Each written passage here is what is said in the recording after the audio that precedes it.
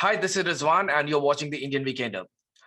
Classical Indian dance or Bharatnatyam, one of the hardest forms of dances in the world, takes years to learn and can go even over a decade for a person to graduate and or master the art form. In New Zealand, classical Indian dance has witnessed a huge popularity over the years. The numbers of dance schools have gone up and proportionally, the number of youth dance enthusiasts have gone up as well. So today we will be speaking to the director of Natraj School of Dance, started by renowned classical Indian dancer Prabha Ravi, who has also served as a judge on several national televised dance shows in the country. And joining us, two of our students, Samita, Lakkineni, and Nithya Chatla, who will be graduating from Natraj School of Dance this month. Samita and Nithya will each have their own Arengatram concerts in February and March, where both will deliver their first solo debut performances for 2 hours in front of 100 plus audience. Why this event, Arengatram, is important? Let's hear it from our guests joining us virtually from Wellington. Hi, Miss Ravi, Samita, and Nithya. How are you guys doing? Namaste, Rizwan. Namaste. We are good. We are all fine. It's good. The weather is really good today. Shiny, and you can't beat Wellington on a good day, as the saying goes. Glad to know that. Prabhaji, if you can just give us a brief about what is Arengatram and what it means for the classical Indian dancers. Sure. Arengatram, as you've already just introduced, it's the first solo debut of a dancer after several years of training. They perform in front of an appreciative audience. So it is to show their level of proficiency in the art form and proving to the audience that they are professional from this point onwards. So that's the whole purpose of Arengatram. You cannot do an Arengatram if you have not learned a structured way of Bharatnatyam. And so that involves, as you said, a decade of learning or even more, depending on the ability of the dancer herself or himself. So it is a very, very important first step in a dancer's life to be a performer, to call herself or himself a professional dancer. Could you introduce your two dancers, Samita and Nithya, and how long have they been with the school? Absolutely. I've got to my left is Nithya, and to my right is Samita. And both of them have been learning dance for over 7 years now. And they started off when they were very young, at the age of 5 and 6. And they have been going through the training, and they are now in their early teens. And Nithya is 15 and Samita is 14. So both of them have been learning for several years now, and they have been committed to this art form, and very, very proud to present them at their graduation concert. Prabhaji, if you can tell us what are the key elements of the event that is going to happen in the next 2 weeks? Okay, the main thing is the concert itself. The very exciting part for our Wellington audience is we're going to have it with a live orchestra, which is not normal in Wellington because we have a dearth of excellent musicians who can play at a very high standard. So we have to source them from all over New Zealand this time because of COVID. Usually we bring them from Australia or India, but this time, because of COVID, it has been a challenge for us to bring them from other parts of the world. But I think that's a good thing because we were able to identify local talent, and we are going to have our musicians from Auckland, Christchurch, and Wellington who are going to be accompanying the dancers, and they are going to be performing for a live orchestra. So which is very, very exciting for us. How long has Natraj School of Dance been operational, and so far, how many have graduated from your school? Sure. We were established in 1999, so it's our 23rd year now, this year coming up.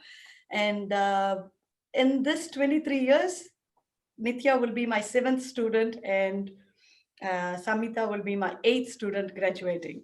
So I will talk a little bit more about why only so many people have graduated, because as you said, it is one of the hardest art forms to stay motivated, committed, or even pursuing an art form like this is not easy. So Abs- not many of them really pursue the art form, and they will leave halfway through and they'll say too hard basket and leave it. Or it could be that they started late and they are entering university and their priorities have changed. So there are various reasons why they haven't continued on. But that's why I start early. I try and get the children as early as they can when they turn 5, if they enroll, then when they are in their mid-teens, they are kind of ready to do their graduation before they shoot off to their professional career in whatever field they choose to pursue. Starting with Samita and Nithya, welcome to the show again. Why did you choose classical Indian dance? Okay. I started classical Indian dance because my mother had a passion for it, and she started dance in India. She started training for a bit, and then she stopped because of some reasons. And then when we migrated here, she heard about Natraj School of Dance from some of her friends, and so she joined me here. And then after some time, I started growing a passion for the art form. Nithya? So I started learning Bharatnatyam at the age of 5 at Natraj School of Dance. Then I had learned Bharatnatyam for a year. Then me and my family, we had to move to India. So I took a break of Bharatnatyam for around 2.5, 3 years. Wow. So that resulted in me to restart my learning. And so I relearned Bharatnatyam starting at the age of 8 again. And since then, I've been learning for 7 years now at Natraj School of Dance. And the main reason why I've been doing Bharatanatyam was same as Samita. My mother also had learned Bharatanatyam when she was younger. So this made her have this passion towards this art form. So she wanted me to take on her passion for dancing.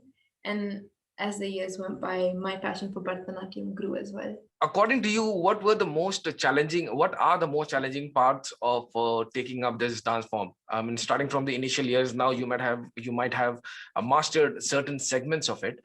But still, what according to you are some of the most challenging parts of this dance form? So obviously, depending on a dancer, their abilities, what they find challenging will vary.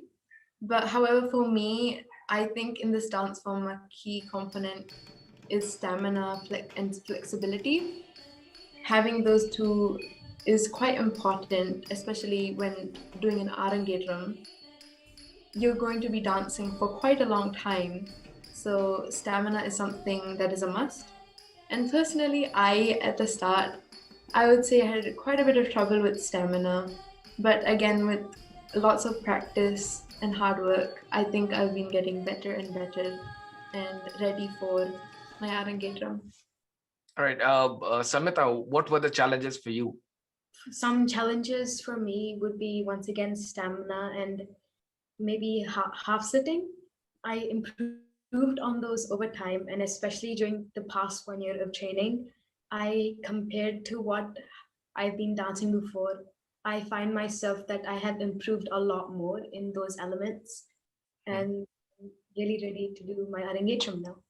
Were there times when you actually doubted that you might not be able to go forward with it, or you might not be able to complete it? I mean, you doubted that you should, probably take off and stop it. There were some hard times where I was like, oh no, it's too hard for me. But especially during the productions, when I saw my senior dancers performing really intricate dances and them looking so beautiful on stage, it inspired me to work hard, and it inspired me to get to the same standard as them. And I'm doing that at Arengatram now. Nithya, what about you? Did you ever question your decision to pursue this dance form? When Prabha Auntie first asked me whether I wanted to do my Arengatram, I just knew I had to say yes. I just knew that I had to say yes. Like, I felt back then I was ready to go through anything to be able to do my Arengatram. But everything sounds easy, but you only realize it when you do it. That was like the situation I was in. So yes, there were times I doubted like whether I was able to continue with my Arengatram training because I found it quite challenging. But I think the thing that kept me going was my family and friends around me who gave me so much support, and me having the mindset of, if others have done Arangetram, why can't I? Is there anything I have less in me that is going to stop me from doing my Arangetram as well? How is the curriculum designed? I mean, as I understand, or to the best of the understanding of my audience, uh, when you're pursuing a dance form and it takes years to master it or graduate, within those you might be having several levels of curriculum where they have to pass and go to the next level. So how would you design this curriculum, and could you define it for our audience? There are several grades that kids have to, I mean, the students have to get through to even start a conversation about Arangetram. So when they first start, it is about posture. It is about just, getting themselves used to the half sitting position, because the whole dance repertoire is done in half sitting position, as you would have witnessed. So it is a whole lot of things. The basic foundation is grade 1 pretty much, where they are learning what is it, because it's very different to the normal way of we walking or sitting or talking. So they have to get used to something very different. So the grade 1 is very much the foundation, just setting the scene and giving them a sample of what it's going to be, how the journey is going to be. And then they move on to learning a lot of numerous number of steps. So steps they learn for, about 4 or 5 years, just the steps alone. There's so many different varieties of steps that they have to learn and master. And steps are all grouped into different grades, and they have to pass all of those grades. And then once they have finished all of those, then they actually start dancing. So the dance for song and music starts only after grade 5. So that would be like 4 or 5 years. And that's when people get really tired, when they are in their 4th year saying, gosh, I'm just learning steps. I don't feel like I'm learning dances. I want to. So that is the threshold that they have to cross for them to appear on the stage and start the dance. Exactly. So once they have mastered that grade 1 to grade 5, then they are ready to learn some really important dance pieces, and they will start learning those kind of dances. And then that's also graded from grade 6 to grade 9 would be all the variety of dances that they have to learn that will highlight their technical ability, their expressions, their rhythmic skills, their ability to dance in different speeds, all of those kind of things. So it's a mixture of Nithya, and Natyam, telling a story in their presentation. So all of those things are mastered from grade 6 to grade 9. And then once they have kind of got an idea of what's all this about, then we say, okay, you seem to be a bit ready now for Arangetram training. And then that's when I have a conversation with the parents about, are you interested in doing an Arangetram for the students? And this is what is involved. Like it's a 1-year intensive training, and it would involve several hundreds and hundreds hours of training, practices. Like 1 year, they have to just dedicate for dancing.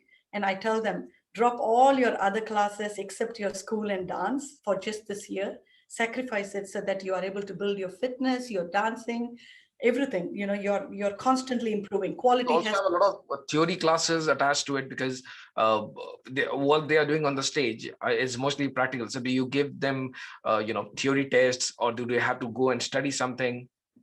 No, I tell them a lot of, because when they are doing a dance piece, they need to know what is the story that they are actually telling.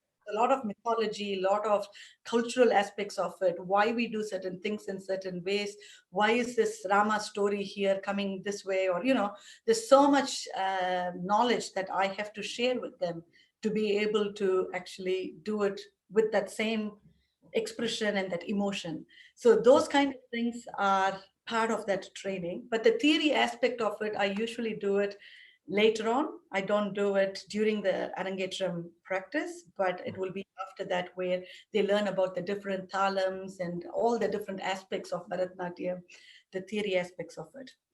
Right. So it's equally not exactly challenging. It's equally committing for you as well when you are teaching. So you have to demonstrate the same level and amount of energy and passion And I believe the same will be reflecting on their performances. Hugely, hugely. I always tell them it's a teamwork. I have to give my 1,000%. You have to give your 1,000%. Your parents have to give their 1,000% to make this, spellbound. To create an experience for the audience. If it needs to be spellbounding and it has to be really amazing, then it's a teamwork. Each of us have to do our bit, and we have to give ourselves 1,000% to make it a reality and realize their dreams. So unless that team works together very well, it is quite difficult to realize that dream. Speaking about amazing experiences, starting with Nithya, could you share some of the most fondest memories from the last 7 years of your dance with Natraj School of Dance? I remember the first performance I performed for Natraj School of Dance's 2011 production. I was 5 back then. It was my first time performing on stage, and I absolutely loved it. That year we had 2 performances. So we had one on Saturday and on Sunday, and I remember telling my mom, "Ma, I want to do this again. I really enjoy it. I want to perform again."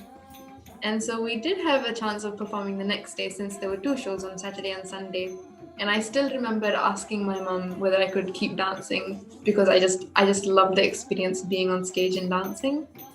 And another fond memory I would say is all my group classes, all my friends were having so much fun doing something we all like in a class together. Collective energy that you pulled and you kept going on. It just motivates us to do better. So we just want to be the best of the best, but that also like a friendly competition with one another to be better than each other. Same as Nithya, I really enjoy the every Saturday classes.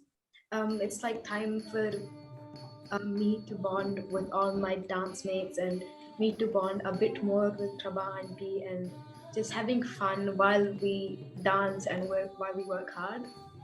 And another memory would probably be my first performance as well.